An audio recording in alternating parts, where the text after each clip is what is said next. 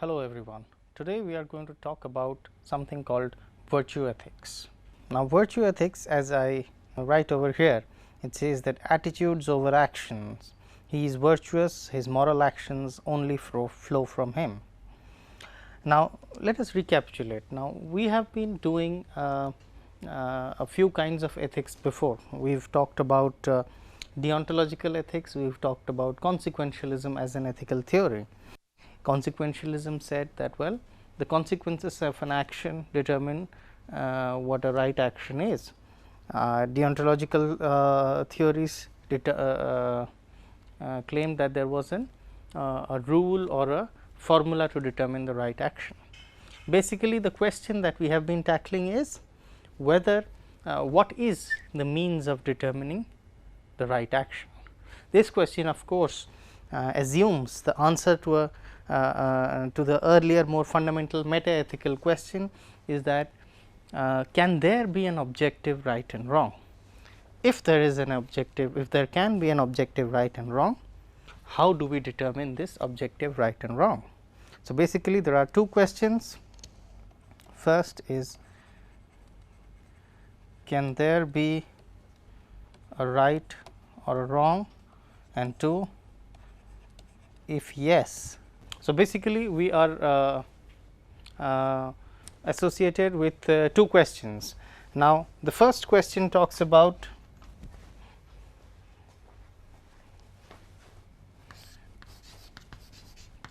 can there be an objective right and wrong?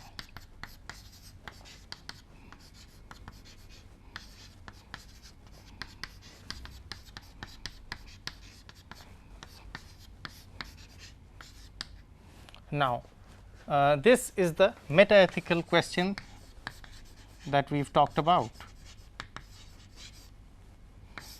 Now, if the answer to this question is yes, which we have seen earlier that the answer to this question has been yes, and we will be revisiting this question again and again. But if we assume this as yes, now from the meta-ethical theory we come to the theory of the level of moral theory.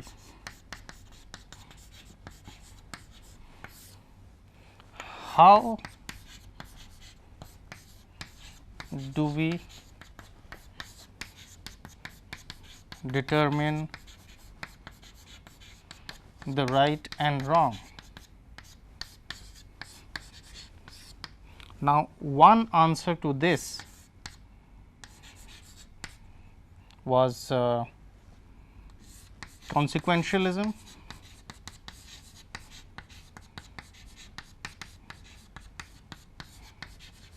The second answer to this was deontology, and what we are going to talk today about is virtue ethics.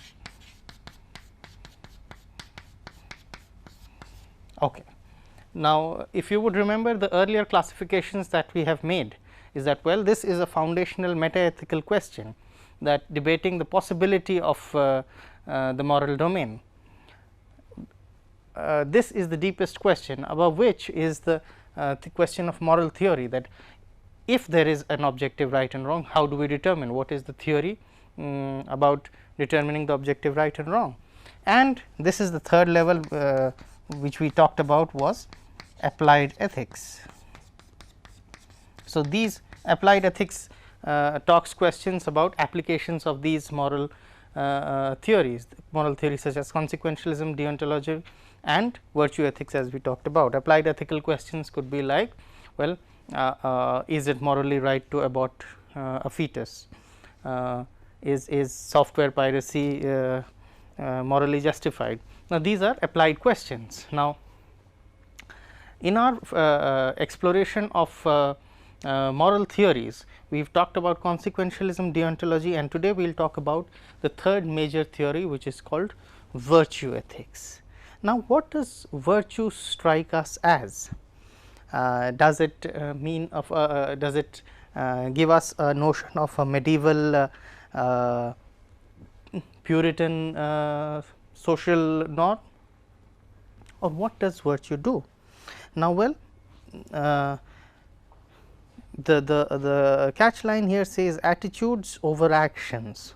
He is virtuous, his moral actions only flow from him. Now, let us take a look at the slide. Now, till now we have been exploring moral theories that are in the form of rules, principles and formulae to predict the right course of action. Is this how we actually reason? Are we missing some component of the moral domain? Virtue ethicists claim the importance of virtues and vices in moral theorizing. The question to ask is, what sort of person ought we to be, rather than how do we decide on which act is to be chosen? Virtue ethicists claim that the former is more basic than the later. Okay. And now, if this is broadly the layout of the entire domain of moral philosophy, we are now trying to do understand moral theories. Of the three major moral theories, we have talked about consequentialism and deontology. Today, we talk about virtue ethics. Now, what is virtue ethics? Now, the claim of virtue ethics starts with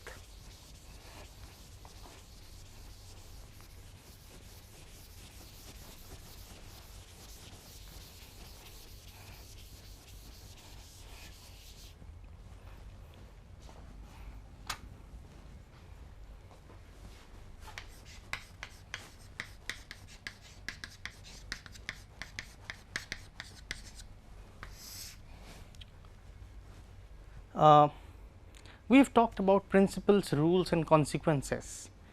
Are these enough to explain the moral domain, or is there something lacking? Now, there have been many philosophers who have found it insufficient. Now, let us introspectively look how do we an instance of moral reasoning that we may go through in life. Let us say I have found a gold coin on the road. Do I pick it up or do I not pick it up? Now, how do we actually decide whether we are going to I am going to pick up that gold coin that I see lying on the road, or I am not going to pick up? There can be various combinations.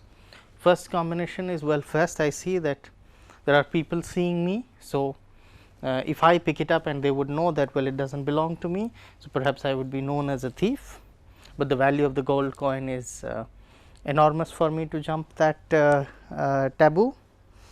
Maybe another situation where there is nobody looking and I can quietly pick it up. Thirdly, I think of the consequences, right. If I am a consequentialist, I think that, well, if anybody who people stop returning lost and found items, well, the trust level comes down in a collective, and that is harmful in the long term. So, I should not pick up the coin. Let's make this example simpler. Let's say I see the coin and I do not pick it up. What can be the reasons for it, right? First, consequences. Let's say that, well, I see picking up the coin erodes the general trust factor among the collective, say the society or the collective I belong to, and therefore, I do not pick it up. Another factor could be, well,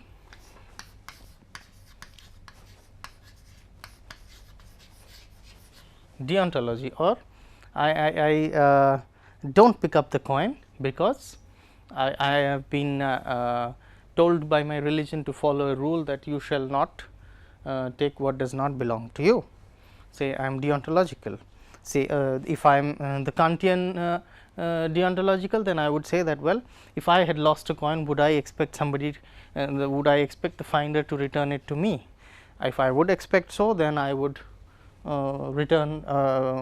pick up the coin and return it to, or try to have a look out for who the owner of the coin is. Or if I do not just pick up the coin, I would function as a principle that, well, what I do not what does not belong to me, I shall not take it. Now, these are the same actions under two perspectives, that, well, I do not pick up the coin. Now, there is a third perspective that people have talked about, that is called because of my virtue, or more easily my character traits.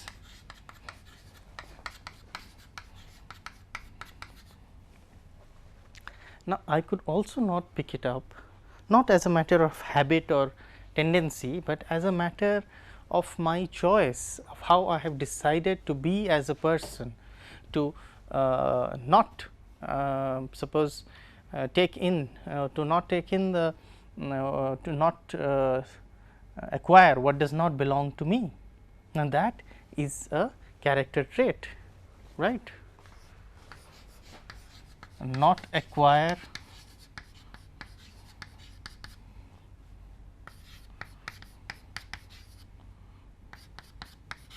others' property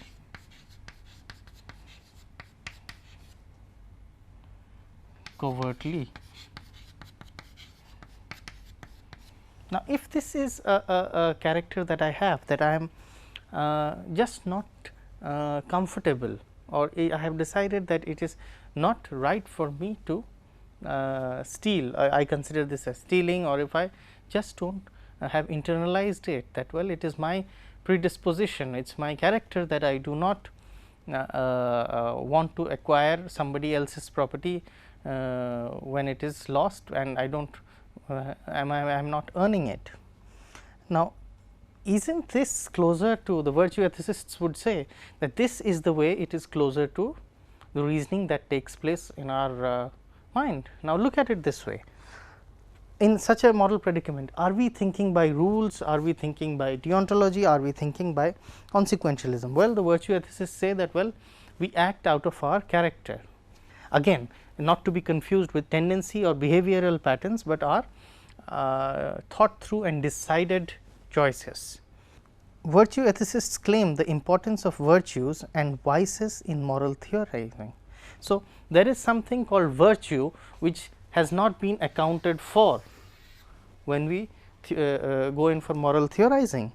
We have talked about consequences, we have talked about rules, but is not there something left out of the moral domain which is essential to make full sense of the moral domain? It is about being human, it is about having character traits. Now, it is not that a brave person, a person who exhibits the courage of the virtue of courage or bravery is always brave, but it is that it is a part of his character trait, of his moral makeup, that he chooses to be a brave person. So, when confronted with the situation, and if he finds the odds of or the risks of courage less than the drive of the character trait, then he would straight go ahead with the courageous act. So, what taking a look at the slide, what the virtue ethicists are talking about in the last bullet is that the question to ask is what sort of a person ought we to be, rather than how to decide on which act is to be chosen. Virtue ethicists claim that the former is more basic than the later. Now, what sort of a person ought we to be? That is a question, and the other question is how to decide on which act is to be chosen. Now, the various theories that we have come across right now are answering the second question, that is how to decide on which act is to be chosen. Virtue ethicists claim that the former is more basic than the later. Now, this is a question, what sort of person ought we to be? This is a question of the various moral theories, but how to decide what act is to be chosen? Now, these are two crucial questions which would determine our stand on moral theory. Now, virtue ethicists claim that the former is more basic than the later, that what sort of a person ought we to be? That is the crucial question.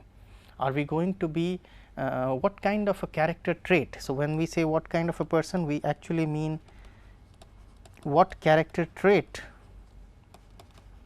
or disposition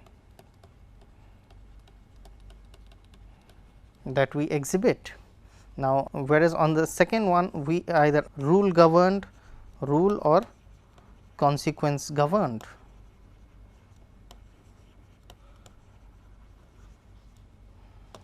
Now, coming to the next slide, why do we talk about virtue ethics at all? Well, we as moral agents do not need a theory to give us the right course of action or a subset of principles formulae to arrive at the right action. This is quite evident when we talked of the agent finding a coin example. Well, we really do not go through moral reasoning in the form of theories or principles and formulae to arrive at the right action. We simply reflect, or it is our character that determines the choice we make. Now, a person, a thief, would perhaps pick it up instinctively. He has internalized it into his character. His respect for property rights is negligible. Now, what we need to know, is to know about what kind of a person we ought to be, and the answer to this question will also determine the actions we do, the choices we make. Now, this is interesting. Now, what kind of a person will we be? Now, that determines our actions. Now, let us say we have law enforcement agencies putting forth claims that, well, these if you would remember, if you have been through any of the railway stations in India, it has a rogues gallery, a picture put up of rogues gallery, and these are photos of habitual criminals who have been caught to alert passengers. Now, what is a rogue? A rogue is one, well, as per virtue ethicists understanding and as put forth by the policemen in the gallery of rogues on various stations, is that, well, these are people of who are of a character pattern, or who have character traits which do not respect the general moral ethos of the time of then and there. So, a thief is somebody who is of a character that he does not, or she does not respect property rights. So, well, given an opportunity, the thief would go ahead for and steal whatever is available. As once a policeman once told me that, well, for any crime to occur, there are two factors required. The first is temptation and the second is opportunity. Now, if one is not stealing, or one is not succumbing to or one is not involved in an act of crime because one does not have an opportunity, well, that is only one factor taken away. Now, in this two factor analysis of the policeman, where it talked about temptation and opportunity, temptation is the one that stands for the virtue of the agent. Now, taking a look at the slide, if I put the policeman's interpretation, temptation plus opportunity tends to give the act, right, in this case the criminal act. Now, it is this temptation which is the domain of virtue, whether to be tempted or not, that is an example of virtue, to be tempted or not. Now, many of us find the gold coin lying on the road, if any of us find it there is the opportunity, but whether we are tempted or not. Now, if now let's threadbare analyze what is it to have the virtue of honesty or non covetousness to unearned property, right. Now, if let me write that down for your clarification.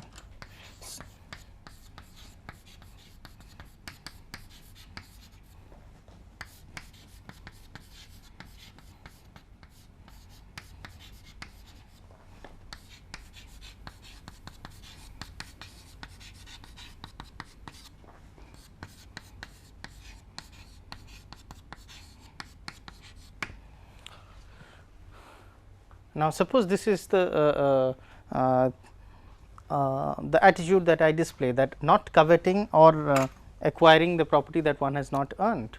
Now, giving into this temptation is displaying your character. Now, there are when we let us take the same example, that there are so many agents x, y and z, all who find the gold coin and who did not pick it up. Now, x did not pick up the gold coin because he is afraid that he would be punished, he would get caught and be punished. X does not display virtue ethics. The reason, the moral reasoning is definitely not virtue ethics. Y does not pick up the gold coin because he is afraid that others might see him and call him a thief. Again, Y does not display virtue ethics. Z does not pick it up because he says that my religion bans me to do it. Again, that is not an example of virtue ethics.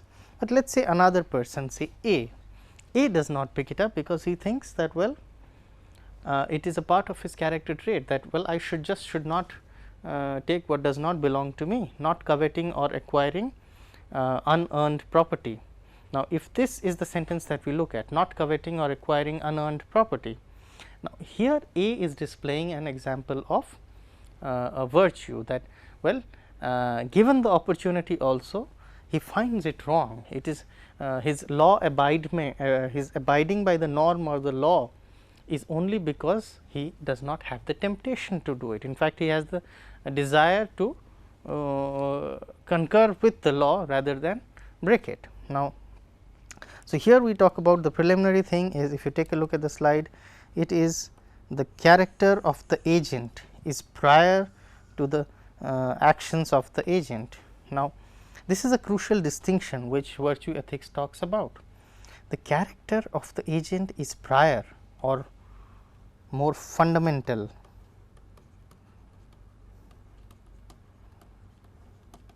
than the actions of the agent. Now, actions flow from the character, thus character is the cornerstone of moral theorizing. Now, if I say that character is more fundamental than actions, this would include that, well, it is not that, well, somebody who has been not stealing all his life becomes a good person or displays the virtue of honesty. Well, there could be various reasons for that person not to steal. It could be the lack of opportunity, it could be the lack of courage, it could be a fear of punishment in the other world. But if the person does not steal because he finds stealing unworthy of him, of this being an internalized thought through character trait, a decision that one will not covet others' property or unearned or found property, that is an example of virtue ethics. Now, let us take a look at the next slide. Well, Aristotle in the Western tradition was the first one to talk of, or Plato and Aristotle both, to give example of virtue ethics. Aristotle's notion of ethics has been claimed as one of the earliest examples of virtue ethics. Aristotle claims eudaimonia or human flourishing or happiness as the goal of life, and actions ought to be performed with this goal in mind. This has been variously critiqued. One perspective is that functionality, the goal, is a result of reason or rationality in the human agent, not the other way round. Another perspective is why the goal of the moral agent or man is unique to him or her. Modern virtue ethics do not have to take the neo-Aristotelian approach. Now, well, let us take a look at this. Now, Aristotle has claimed that, well, Aristotelian ethics was about virtues. He did not talk about principles, he did not talk about consequences, but he has talked about characters or qualities that need to be developed. And why do they need to be developed? They need to be developed for what he termed as eudaimonia or human flourishing.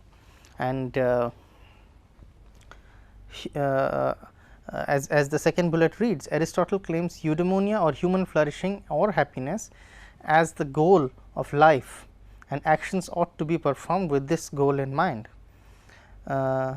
This has of course been variously critiqued, that why is the goal or a result of reason or rationality in the human agent and not the other way around, that well, it is our rationality that brings us forth, that gives us reasons to act, or that makes us develop our character traits.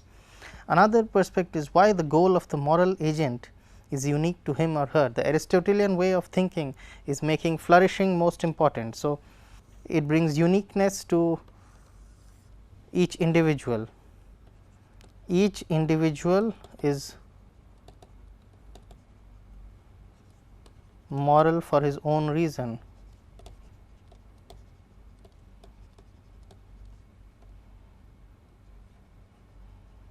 And that reason is eudaimonia. Modern virtue ethics of course do not take this neo-Aristotelian approach. Now, what about modern virtue ethics? Well, there have been many ancient strains of virtue ethics both in the Indian and the Chinese traditions too. Modern virtue ethics was given a new start, or originates in the 1950s with Anscombe's seminal paper titled Modern Moral Philosophy.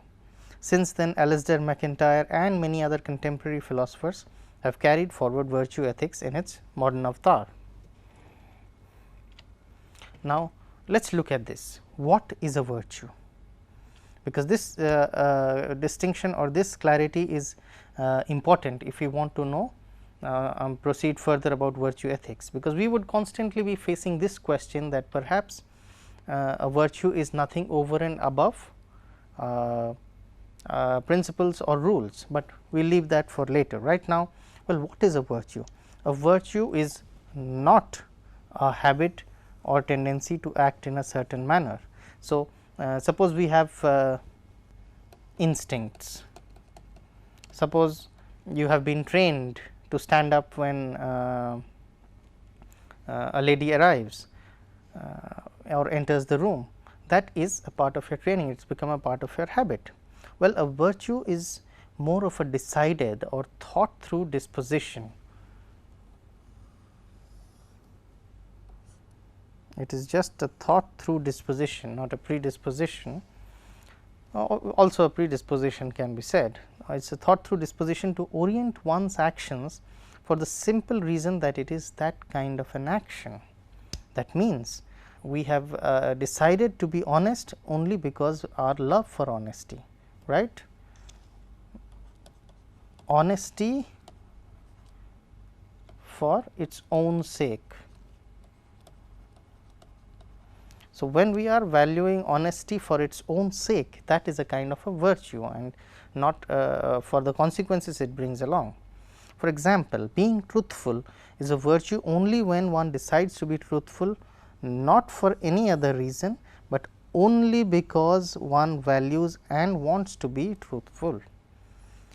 The truthful agent is not amused by tales of chicanery, pities or despises dishonesty, and is not surprised by the triumph of honesty.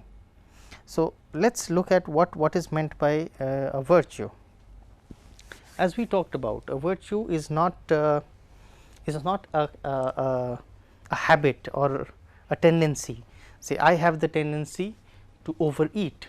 Now, that is not a vice or a virtue per se, but if I have over years cultivated my attitude to say self aggrandizement or to courage, or I think that well, a courageous act is a good act because it is courageous, not because it yields something or leads to something.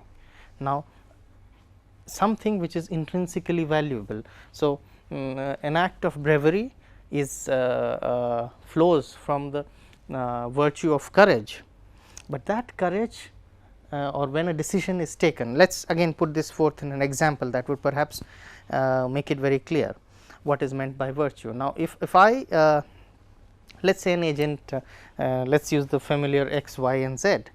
Now, x, y and z find a girl drowning in the sea. They are at the seashore and they would like to go and each one of them chooses to rescue the girl in their respective scenario. Now, if X or Y or Z, all three of them do the same action of rescuing the drowning girl, but they do it for various reasons. What is their reasoning that takes place?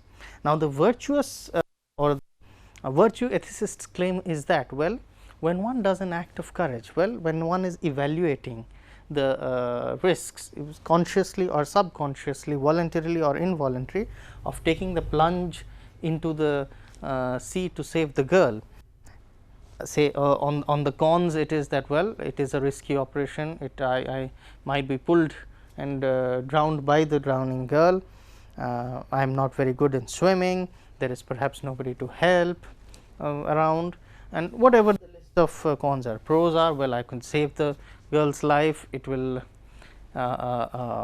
perhaps get me an award, it will get me recognition from people around, it will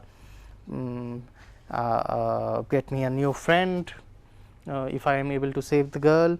So, there are various dimensions that go on, but if just that this is an act of courage to take a risk to save a person, if that is in one of the pros, that is an example of virtue.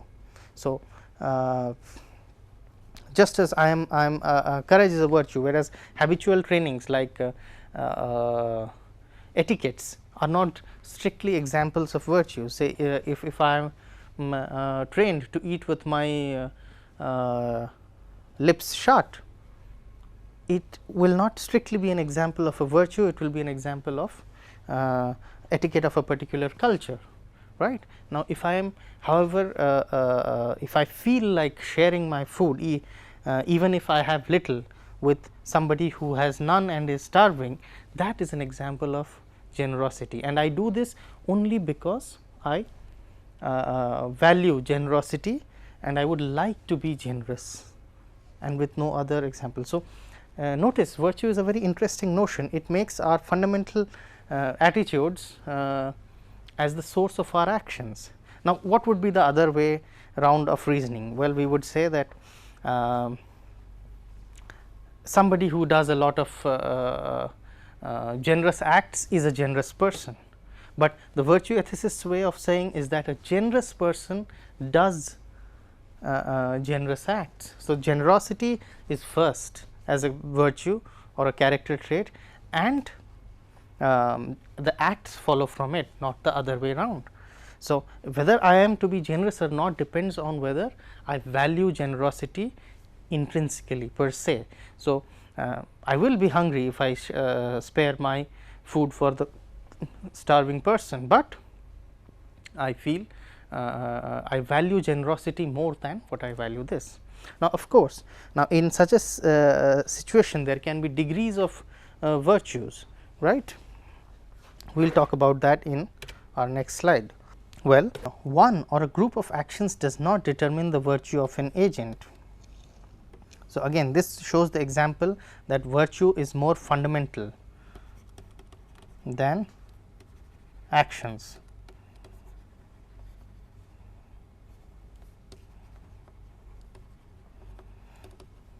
Because just one or a group of actions cannot be the source for inferring the virtue of an agent. A virtue, as the Stanford Encyclopedia of Philosophy puts it, is a multi-track disposition.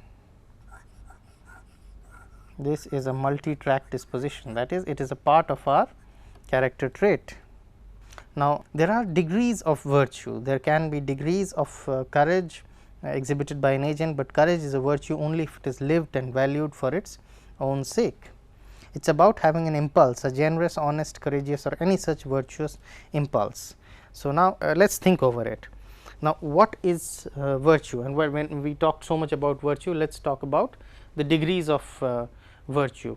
So, when we gave this example of generosity as a virtue where you would where the agent would like to part with his or her resource or food at the cost of his or her own hunger, yet give it to somebody who is starving or perhaps is in more need of it.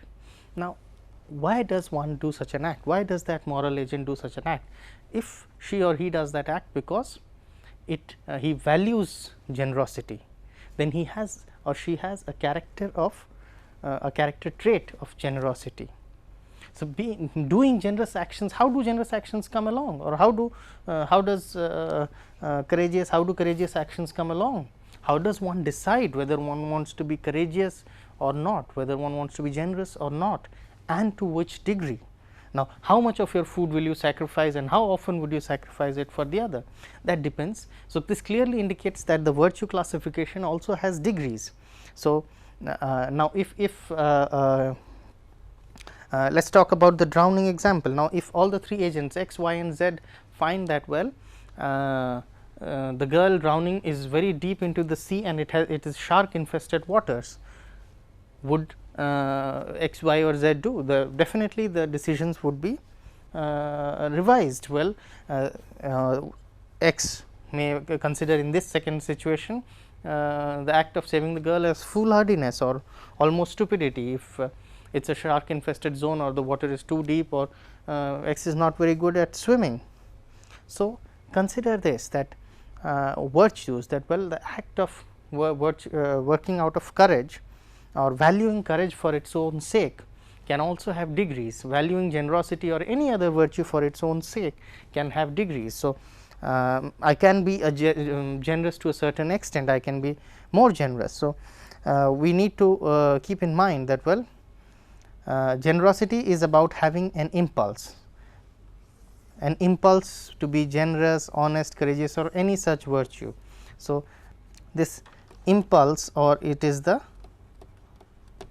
thrust from the character or from oneself with no other reason. And when what particularly we mean by no other reason is no consequences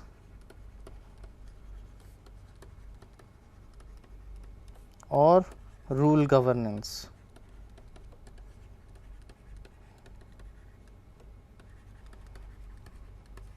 So, this is the example of virtue ethics. Now, why live a life of virtue? Now, that comes out to be a question, a very standard question, that why does one live a life of virtue? Well, the Aristotelian answer has been, we briefly talked earlier, that a life virtuously lived is necessary for eudaimonia or loosely human flourishing. Now, for the initial understanding we did mention eudaimonia as both flourishing / happiness, but strictly speaking flourishing may not be understood as happiness, but closer to what could be called a good life or a meaningful life. So, a virtuous life, this is what Aristotle put forth, that a virtuous life, a life led according to virtues, is necessary for us to flourish in life. And what is to flourish is not just to prosper, but to lead a good life. A life of virtue enables the agent to live a good life or a meaningful life or a significant life. It does not necessarily mean comfortable or prosperous life.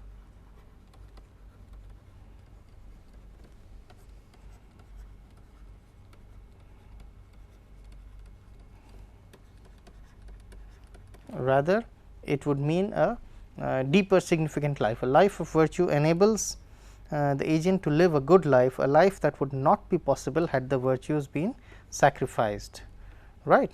So, this was the Aristotelian justification for following the life of virtue, that eudaimonia or flourishing is necessary.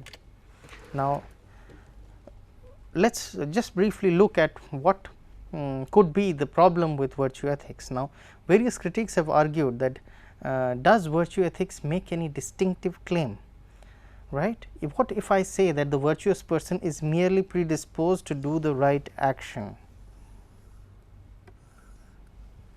The rightness of the action being arrived at from the principle or rule consequentialism deontology that the action emanates from, because this is a very tricky and difficult question that we come across. Now, what is more foundational? Is it the character trait or the action?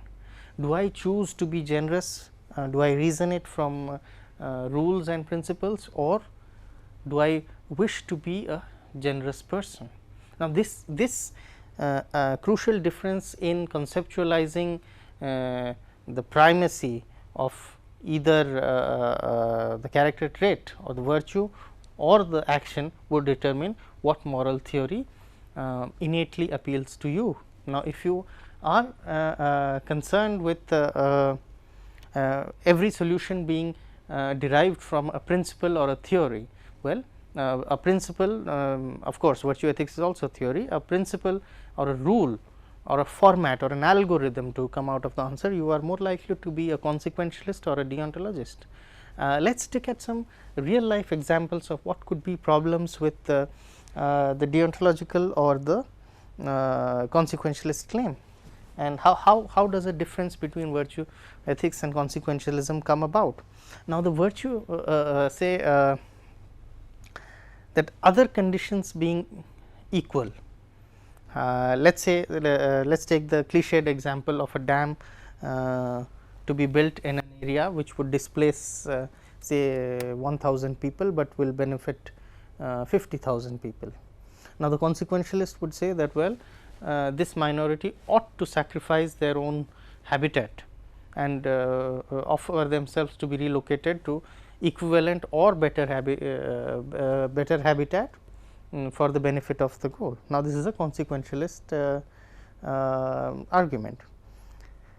A Kantian deontological argument could be that well, if we were in the majority, if those 1000 people were in a part of the majority and there were some other 1000 people within or in that village itself, they require a relocation of 10 people for the welfare of those 1000 people, would they be comfortable or asking those 10 people to move? So, likewise they should offer, if they are happy with if they expect the minority to move or the 1000 people to move for the sake of the majority, then anybody else in the majority when shifts to the minority should also be okay with that. Now, if the 50,000 people expect the 1000 people to move and the 1000 people expect the 10 people to move and the 10 people expect the 1 person to move, these are examples of well Kantian deontology, that well, do unto others as you wish others would do to you. But the virtue perspective to this is that well, let us say if I want to be a generous person, I am a kind person, or those 1000 people are come from a culture where kindness is valued and they have chosen to be very sharing, sacrificing and kind to the needs of others. So, without going into the moral mathematics, they would happily offer themselves, because these are those kinds of persons. So, very often this would make sense to people in the world out there trying to move things and having to make crucial, sometimes ugly moral decisions, that well, it is easier to pursue or to ask virtuous, with virtuous I mean kindness as a virtue, with it is easier to ask kind people for sacrifices than to ask stubborn people. So, somebody who has committed to who wants to be kind or who has chosen to be kind will always be more sacrificing, right. So, let us say of the of a stickler for rules who would like to well shut shop at 5 o'clock every day evening, because that is the end of the working hours, suppose. Now, to a strictly rule following person, he would shut the shop at exactly 5 o'clock no matter what. But if there is a longer queue, people are waiting, that particular day has a lot of demand, or there is a certain requirement at his home which requires him to shut the shop earlier. Well, if he is very determined about rule governance, then he would not shut the shop 1 minute early, but he would also not shut the shop a minute late. Whereas, the virtuous one, if the virtue to be followed is of generosity or any value such as kindness or helpfulness, then well He would perhaps extend the time a little bit on the days when the demand is much more. He would on the days when demand is a little less, he would be able to go back to the demand elsewhere and shut shop earlier. Now, the disadvantage of this kind of virtue thinking is it presumes or assumes, it gives the it assumes a very high level of trust on the agent by the system. Now, if imagine if we if the system gives a lot of trust, puts a lot of trust in the virtues of the frontline employees. Now, without a strict rule based system, well, it is likely that we fear, or the distrustful part of in us would fear that, well, there would be a collusion or a violation or a clear flouting of rules to the consumer's disadvantage. But if virtue is to be believed, well, then the person in the front line no more becomes a blind follower of rules, but has some discretionary power which he can exercise at that moment, because there cannot be a strict set of rules for every possible situation. So, well, let us see other disadvantages with virtues. Well, they have claimed that virtues are nothing but the predisposition to act rightly and nothing more. Character is nothing but the predisposition to perform the right acts. Now, I leave you with this question, that character, is it central or foundational and actions flow from it, or is it are actions chosen and character is an inference drawn from the various acts performed by an agent? That would be all for now.